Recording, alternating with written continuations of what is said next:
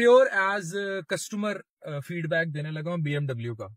अभी मैं चला के हटा हूँ and trust me, I wish के पाकिस्तान में इस तरह की गाड़ियां कम प्राइस पे इंपोर्ट की जाएं या अवेलेबल हों, और वो वक्त आए जब हमारी आवाम को इस तरह की गाड़ियां नसीब हो।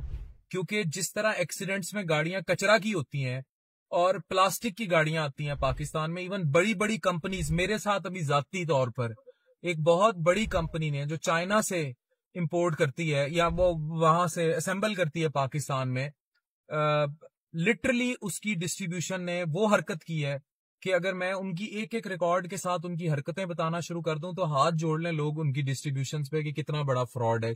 चाइनीज कंपनी थी, बस मैं ये बता रहा हूं कि ये हालात हो रहे हैं। तो पाकिस्तान में आई विश, मैंने अभी BMW ड्राइव की है, आई विश कि पाकिस्तान में वो वक्त आए जब लोगों को ऐसी गाड़ियां भी चलाना नसीब हो। बेशक मैंने कोरियन गाड़ी ली है, HEV किया Sportage, and I am very happy and contented with that, but a day should come कि पाकिस्तान में कम प्राइस पर इंतहाई, और ये क्योंकि जाहिर है ड्यूटी इतनी लग जाती है कि ये गाड़ियां आ ही नहीं सकती, तो ये वो इनकी वो ड्राइव है जो तसव्वुर भी नहीं की जा सकती। तो आई विश के वो दिन आए और पाकिस्तान में जो ऑटोमोबाइल्स में लिटरली आई वुड से कि एक ब्लैकमेलिंग ऑपरेट होती है, वो चीज कंट्रोल हो जाए।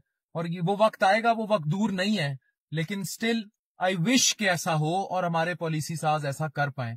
Thank you very much.